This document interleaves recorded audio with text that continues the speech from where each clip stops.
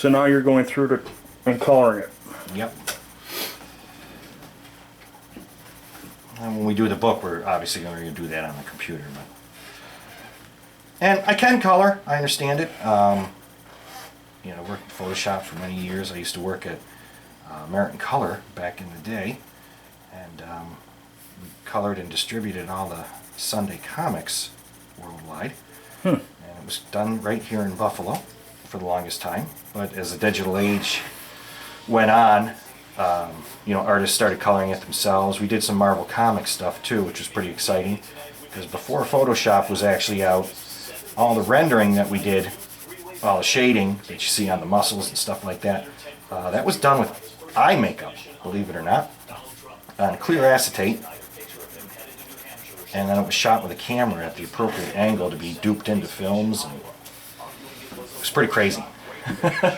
So having that education is kind of cool, because then you understand, you know, how to do it from the beginning, you know, and I think it makes a lot of things a little stronger.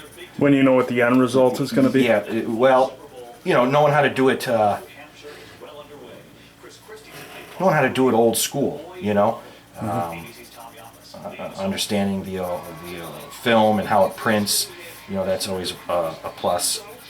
Especially with CMYK and understanding how the colors land over it. With the Mubu book, I actually used an old palette. They used to have a palette of colors because they only had a certain amount of tones, because they used to have to hand cut everything out of screens, and they only had like 20 and 40 and 60% dot that they could dupe into. So they actually formulated that palette on the computer once they started going digital. And that's what I used to color Mubu. And the cool thing was it was all done kind of mathematically. I didn't really necessarily have to see the colors. I could have colored it in black and white, because I knew, you know, to make gray colors I actually used 20% yellow and 20% magenta and 20% cyan. There was actually no black in it, but it created a gray, but it was nice and rich and bright and vibrant, just like the Sunday comics used to be, and still are, you know. But they gave such bright and vibrant tones. It was really cool. So that's what I used to color the Mubu book, because I want to kind of, you know, grab that look, you know, that it's nice, bright, and vibrant, and I know what the colors are going to be, and it helps keep the book look the same too, because there's a consistency with tones that I'm not picking and choosing. I'm mathematically creating them. So that's pretty cool. And what percentage of hairspray did it take to rock that hairdo?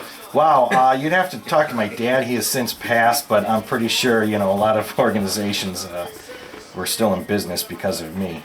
How many holes are there in the ozone because of you? Yeah, there's got to be at least 2 or 3, I would imagine. Thought she had white hair. Did you base the chest on Mark McElligott? Yeah. Hers.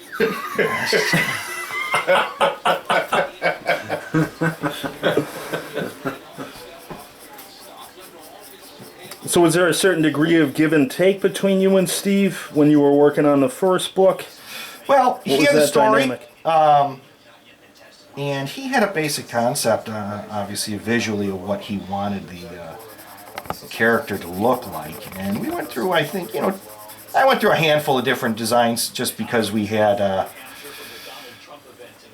different looks, you know, but I think he had the one vision in his mind of that, you know, the blob kind of things, you know, something, but it's really nothing, because he morphs into different things. So we didn't really want to give him a solid form all the time, because he can change. That way we could change his color, we could change his size, you know, everything. We could just change it. And we designed a couple. He liked the one, and we went with it. And the overall book idea, I think I colored maybe a couple of pages and showed him, and then he was cool with it. You know, from what I remember, I don't think he had any problem with all the other artwork. The thing I love is it's like you talk about an idea and you're just able to kick it out. Yeah, we'll take the script, and we actually sit at the coffee shop there, and take the script and go over it, and I'll just do thumbnail sketches real quick of ideas or what he thinks is going on with the story, what he'd like to see. You know, because some of the pages, it's not like a comic book where it's panel to panel necessarily. You know, sometimes the artwork it just represents what's being verbally discussed, and some of it we use the artwork to just represent it. So it goes back and forth. So I go over that with him, and he says, "Oh yeah, that's a good idea," or "Oh no, wait a minute, I was thinking this." And so you know, so far it's been a pretty good team effort between the both of us. You know, there hasn't been any like, no, we don't want to do that or this or that and the other thing. You know, it's. Do you want to crank out another 20 of these, like H.A. Ray? Have them published posthumously under somebody else's name? Keep What's going the with game him. He's got 3 or 4, I think, in the back of his mind, and a couple of them I know we've got written stuff, and we're really working on the marketing avenue of it. Steve's been doing a great job with getting the website and our online presence a little more known, so that we can produce some income, so that we're There you go. Nice. That's able beautiful. to produce more books. All right, I got